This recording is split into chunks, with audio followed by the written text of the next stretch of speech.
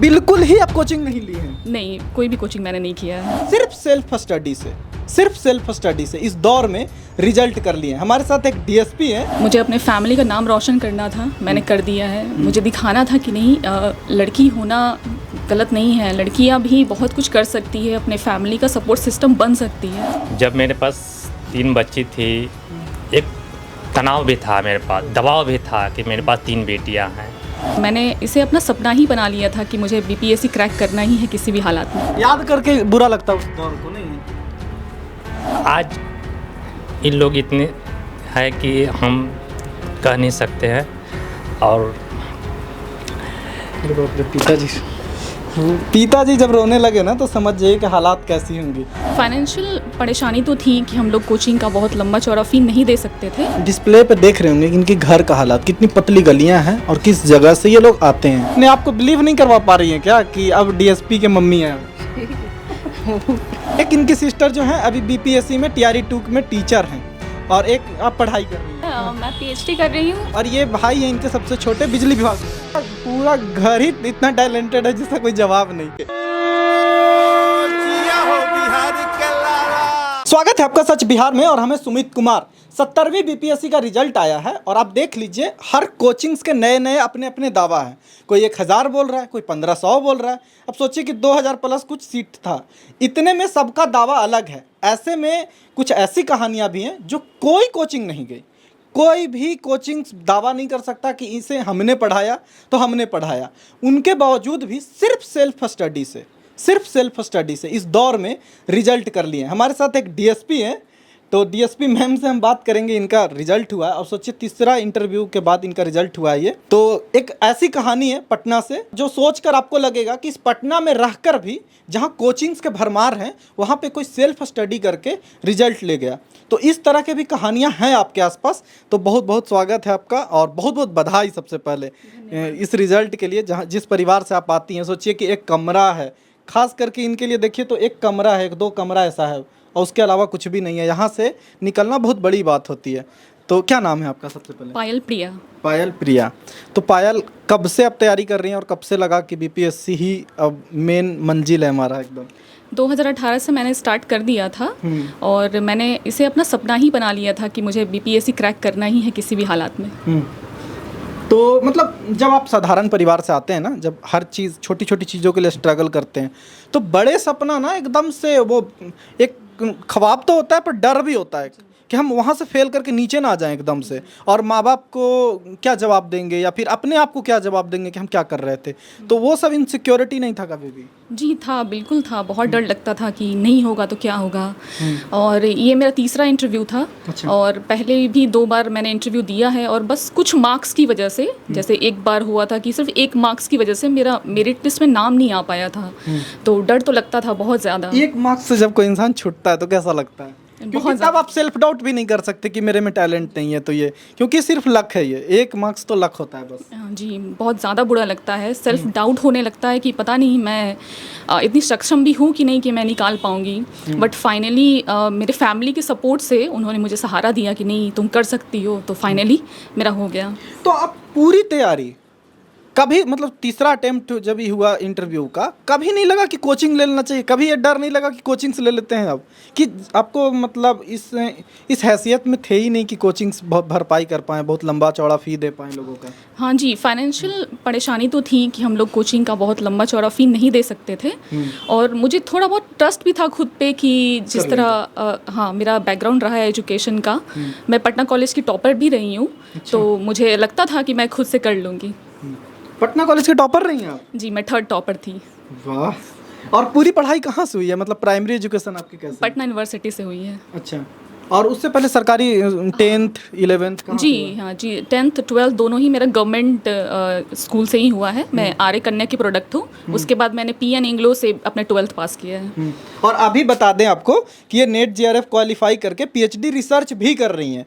तो इनको self doubt तो कुछ होगा भी नहीं, क्योंकि इतने ब्रिलियंट जब पढ़ने में आप होते हैं। पर फिर भी कई बार लगने तो लगता ही है, मतलब आपको नहीं लगेगा तो आसपास के लोग लगा देगा थोड़ा बहुत कि अभी देख लो। तो मम्मी पापा नहीं बोले कि आप कोचिंग देख लो, इस बार तो बहुत अच्छा सीट है, इस बार कोचिंग्स ले लो, थोड़ा सा हेल्प हो जाएगा?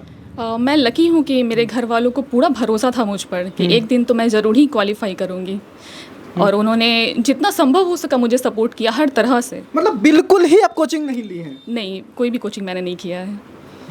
तो इतना मतलब कैसे तैयारी हो जाता है? कभी भी नहीं लगता कि कोई मेंटर कुछ भी तो ज़रूरत लगता है ना कभी? जी, मैं मेंशन करना चाहूँगी कि शुरुआती दौर में मेरे एक मेंटर रहे हैं और उनका नाम शिवम कुमार है। उन्होंने मुझे हेल्प किया कि मैं शुरुआती दौर में जो बीपीएससी का सिलेबस होता है उसे समझूं, और फिर वहाँ से समझने के बाद मैंने अपनी तैयारी खुद से स्टार्ट की, और फाइनली मैं मतलब गाइडेंस था कि ये ऐसे ऐसे करना जी चाहिए। मैं थैंकफुल हूँ उनका कि उन्होंने मुझे गाइडेंस दिया। चलो बहुत अच्छा, हमारे तरफ से भी उनको बहुत बहुत धन्यवाद कि ऐसी कहानियाँ आने के लिए बहुत ज़रूरी होता है।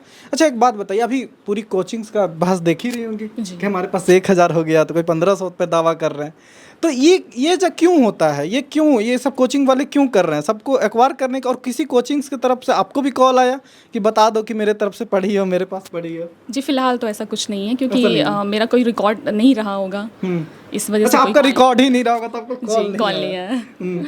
तो नहीं बहुत अच्छा लगता है। अच्छा पायल एक बात बताइए कि जब इस सर्विस में आई हैं आप डीएसपी बन गई, सोची तो होंगी कि किस एरिया में काम करना है, क्योंकि जिस जगह से आप आई हैं ये पूरा नाला, इनके घर के बाहर अभी रोड बना है, अभी पूरा कंप्लीट भी नहीं हो, पूरी तरह से नाला, गंदा नाला। यहाँ रहना भी अपने हेल्थ के साथ रोज़ चुनौती देना जैसा है।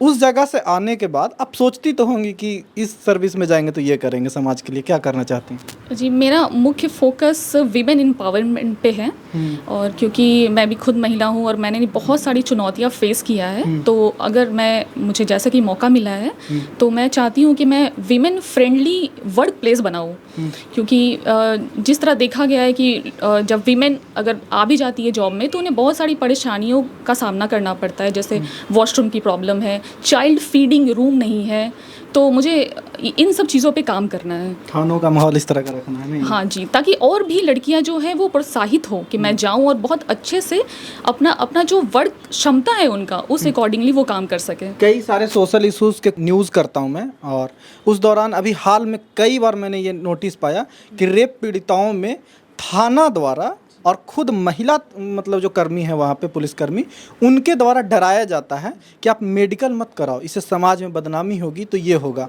ऐसे चीज़ों को आप कैसे हैंडल करेंगे? क्योंकि जब पुलिस वाले ही लोगों को डरा दें, वही न्याय ना दे पाएँ, तो आप क्या करेंगे? इसके लिए मैं कोशिश करूंगी कि अपने स्तर पे जेंडर सेंसिटाइजेशन करूं, जितने भी मेरे सबऑर्डिनेट होंगे उन्हें समझा सकूं कि अगर कोई महिला आती है तो उन्हें किस तरह से ट्रीट करना है। तो जेंडर सेंसिटाइजेशन के लिए अगर कोई ट्रेनिंग प्रोग्राम होगा, किसी एनजीओ से हेल्प लेना होगा, तो मैं ज़रूर इसमें करूँगी। हालांकि आपकी ट्रेनिंग अभी नहीं हुई है, लेकिन फिर भी मैं एक सवाल पूछना चाहता हूँ। अभी इनकाउंटर वाला पूरा खेल चल रहा है बिहार में, पुलिस पे आरोप लग रहा है कि पुलिस मनमानी करने लगी है, तो उस मनमानी वाले पुलिस, अभी भरत तिवारी का इनकाउंटर हुआ, कैसे देखते हैं इन चीज़ों को कि पुलिस के कार्य प्रणाली को कैसे ठीक होना चाहिए? क्योंकि उस पोजीशन पे आप होंगी जहाँ से कंट्रोल करेंगी कि पुलिस का कार्य प्रणाली कैसा हो। अगर मेरे साथ ऐसा कोई सिचुएशन आता है तो मैं कोशिश करूँगी कि कानून के दायरे में रह के जो भी काम कर सकूँ, पब्लिक के सेफ्टी में, पब्लिक के भलाई में मैं वो करूँ, वैसा ही कदम उठाऊँ। कानून तोड़ने के लिए नहीं, नहीं, मतलब बिल्कुल। इनकाउंटर जैसे चीज़ों पे नहीं सोचेंगी ज़्यादा? जो कानून के तहत जो सही है हम उस अकॉर्डिंग ही काम करेंगे। कानूनी भाषा अभी से बोलने लगी हैं आप। देखिए इनकी फैमिली है पूरा, और आपको फैमिली थोड़ा सा इंट्रोडक्शन करवाते हैं। सिर्फ पायल नहीं है, इस सक्सेस के पीछे इनकी पूरी फैमिली की कहानी बताते हैं। इनके पापा हैं जो पब्लिकेशंस वगैरह के बुक्स होते हैं ना, उनकी प्रिंटिंग्स वाले का काम करते हैं। तो बहुत गरीबी में काम हुआ है, बहुत छोटे मोटे काम से मिलते थे उसके सारे। इनकी माता जी हैं, आप माता जी हाउस वाइफ रही हैं हमेशा से? हाँ। तो कैसा लग रहा है आप? बहुत अच्छा, बहुत खुशी हो रही। ये लगता था कि बेटा बेटी कुछ नहीं कर पाए, भविष्य में बहुत अच्छा नहीं हुआ। आजकल के माँ बाप को तो लगता है और लगना भी चाहिए, क्योंकि जिस तरह से नौकरियां कमी है, तो क्या सोचती थी कि कुछ नहीं हो पाया तो क्या करेंगे? नहीं ऐसा तो क्योंकि 8 बाई 10 कमरे से तो गुजारा नहीं होना था ना, आपका हो गया लेकिन बच्चों का तो नहीं होना था। नहीं, विश्वास था कि कर लेगी। विश्वास था कि कर लेंगे। आप तो बहुत अच्छा लगता होगा। हाँ बहुत अच्छा।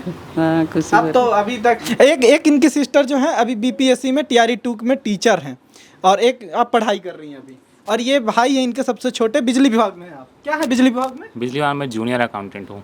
Junior accountant. और आप TRE 2 में BPSC टीचर हैं आप? High school teacher +2। अच्छा, हाई स्कूल +2 टीचर हैं। आपको क्या करना, आप पे तो बहुत प्रेशर आ गया होगा। नहीं, ऐसा कुछ नहीं है। मैं PhD कर रही हूँ और JRF भी है मेरा, तो ऐसा कोई प्रेशर नहीं है कि अच्छा, एकदम। नेट JRF हो गया है तो सोचिए पूरा पूरा घर ही इतना टैलेंटेड है जिसका कोई जवाब नहीं। तो आप पापा बताइए कि थोड़ा इतना प्राउड तो फील होता होगा इन लोगों पे। बिल्कुल, क्यों नहीं प्रॉफिट होगा। हम बचपन मैंने जब मेरे पास 3 बच्ची थी, एक तनाव भी था मेरे पास, दबाव भी था कि मेरे पास 3 बेटियां हैं। तो हम शुरू से मेरे मन में यही सवाल था कि हम मेरे पास तो इतना कुछ नहीं है कि हम अच्छा ज़िंदगी इन लोग को दो सकें। तो हमने यही सोचा कि बेहतर शिक्षा दें इन लोग को, इन लोग की ज़िंदगी को बेहतर बनाए। और मेरा यही सपना था कि ये लोग आगे बढ़े। और आज ऐसा रहता था कि 3 बेटियां हैं तो बहुत अलग तरीके से देखने का नज़रिया लोगों का था हम लोग का। समाज में इस तरह का है कि चलो भाई 3 बेटी है, कहाँ से शादी करेंगे, कैसे करेंगे। पर आज इन लोग इतने है कि हम कह नहीं सकते हैं। और अरे बाप रे, पिताजी जब रोने लगे ना तो समझ जाइए कि हालात कैसी होंगी। मम्मी इनकी बहुत रो रही हैं। क्या हुआ? बहुत बहुत तरह के से लोग बोलता था क्या पहले? बोलिए बोलिए, मत घबराइए आंटी, कुछ नहीं, अब सब कुछ ठीक है। याद करके बुरा लगता उस दौर को, नहीं? क्या बोलता था लोग, मतलब इस तरह से हमेशा प्रेशर रहा आप पे कि ठीक करना है कुछ? बस यही सपना था कि मेरी बच्ची सब पढ़ लिख कर कुछ आगे बने, और मेरा सपना को पूरा किया है। बस पायल, आपके मम्मी पापा तो इतना रो रहे हैं, आप भी रो रही हैं? नहीं जी, खुशी के आंसू है। नहीं, ठीक है, कुछ आंसू निकल जाने चाहिए। तो ये बहुत मतलब इस तरह से टॉर्चर भी टाइप का था, नहीं? जी, सोसाइटी है, हम लोग जानते हैं कि ऐसा होता रहता है। जब आप 3 बेटियों के बाप हैं तो आपको बहुत कुछ झेलना पड़ता है। बट मेरे मॉम पापा बहुत स्ट्रांग थे, बहुत स्ट्रांग थे। उनकी वजह से ही हम लोग आज यहाँ पहुँच पाए हैं। नहीं आंटी, आपको एकदम अब तो रोने की कोई बात ही नहीं है। अब तो मैं ढांढस भी झूठा क्यों बताऊं, अब तो कोई बात ही नहीं है। अब तो ठीक है। खुशी के आंसू। अब तो ऐसे मोहल्ले में चलते फिरते हड़का देंगे 2-4 लोगों को। अब क्यों रोना है?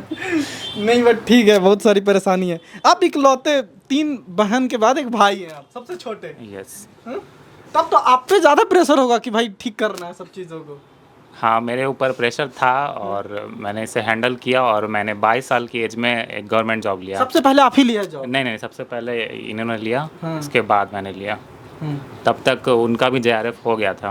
अच्छा। वो रिसर्च स्टार्ट कर दी थी अपना। तो ये आप पे बहुत प्रेशर था, क्या चीज़ का प्रेशर था आप पे? कि मम्मी पापा का सपोर्ट करें। हाँ, बहुत अच्छा लग रहा है। देखिए मम्मी कितना परेशान है अभी भी। आप ये मतलब अपने आप को बिलीव नहीं करवा पा रही हैं क्या कि अब DSP के मम्मी हैं? तो चलिए, ये कहानी है। और डिस्प्ले पे देख रहे होंगे कि इनके घर का हालात, कितनी पतली गलियां हैं और किस जगह से ये लोग आते हैं। तो जो ये इमोशंस है ना, बहुत रॉ हैं और बहुत रियल हैं, ये समझिए। और अब समझिए कि इस कोचिंग पढ़ाई वाले हवा वाले दौर में एक परिवार को जब कोचिंग करने तक की अफोर्डेबिलिटी ना हो तो उस व्यक्ति के अंतः मन में साहस कितना होता है, और उससे भी ज़्यादा सर्वाइवल इंस्टिंक्ट कितना होता है कि भैया इस दौर में अगर सर्वाइव नहीं किए तो क्या हुआ। इनकी मम्मी के जो आंसू हैं ना, इसी बात के हैं। वो याद है जब 3 बेटियां होंगी, 1 बेटा होगा, तो ये लग रहा होगा कि क्या करेंगे, कैसे ब्याह करवाएंगे, कैसे क्या करेंगे, यही सब डर लगता था। हाँ, पर बेटियों पे तो भरोसा होगा आपको ना कि बहुत पढ़ती हैं अच्छा खासा। हाँ, पर क्या कहेंगे? शुरू से था ऐसा। बाद में भी 3 बेटी पढ़ने में बहुत तेज थी, और मुझे विश्वास था कि एक दिन ये लोग अपना जो सफलता है वो जरूर प्राप्त करेंगे। आप कैसी ज़िंदगी चाहते हैं आप? जरूर हम चाहेंगे, अब अच्छा क्यों नहीं चाहेंगे, अच्छा ज़िंदगी चाहेंगे। बेटियां मेरी है, सफल हुई है, तो जो अगर एक पिता के लिए इस सम्मान की बात है कि हम आज अपनी बेटी के नाम से जाने जाएंगे, तो ये मेरे लिए बहुत गौरव की बात है। नहीं, बिल्कुल। आप क्या करना चाहेंगे पायल? बहुत हम लोग पूछ लिए समाज के लिए क्या करेंगे, सबके लिए। पहले मम्मी पापा के लिए क्या करना चाहेंगे? मम्मी पापा के लिए मैंने कर दिया है। मुझे अपने फैमिली का नाम रोशन करना था, मैंने कर दिया है। मुझे दिखाना था कि नहीं, लड़कियां भी बहुत कुछ कर सकती है, अपने फैमिली का सपोर्ट सिस्टम बन सकती है, और मैंने ये कर दिया है। तो चलिए, यह कहानी थी बहुत ही इंस्पायरिंग और बहुत ही जुनून वाला। वैसे लोग जो गांव से आते हैं, वैसे समाज से आते हैं जहाँ पे कुछ भी नहीं जुटा पाते, और ये हिम्मत बस हार लेते हैं कि मेरे से तो नहीं होने वाला। जब इतने बड़े बड़े लोगों से, इतने पैसे वालों से नहीं हुआ, तो आपको बता दें, हुनर किसी पैसे वालों की मोहताज नहीं होता, शिक्षा किसी की जागीर नहीं है। आप पढ़ेंगे तो हर जगह से, आज इस दौर में यूट्यूब जैसे प्लेटफॉर्म पे एजुकेशन इतना फ्रिक्वेंटली फ्री है आपके लिए कि आपको कंफ्यूज नहीं रहना है, बिल्कुल सब कुछ हौसला रखना है पायल की तरह। और बहुत अच्छा लग रहा है इनकी कहानी बता के। पायल, आपका रैंक कितना हम पूछना भूल गए? 698। 698 जी। तो 2000 में 698 इनकी वो है, और डीएसपी इनकी पोस्टिंग है। अब ये ट्रेनिंग के लिए जाएंगी। आई होप कि समाज के लिए बहुत अच्छा कुछ करें। याद रखें ये बात कि गरीबी में कैसे परिवार जीता है, वो परिवार जिनकी 3 बेटियां हों कैसे झेलता है। थाने तक जब लोग पहुंचते हैं सब तरफ से मार के, तो कैसे उन्हें देखना है। तो आई होप कि ये सारी बातों का ध्यान रखेंगे। आप क्या कहेंगे कमेंट करके ज़रूर बताइएगा। ये कहानी आप तक लाना बहुत ज़रूरी था इस कोचिंग वाले वॉर के बीच में। राय ज़रूर दीजिएगा। नमस्कार।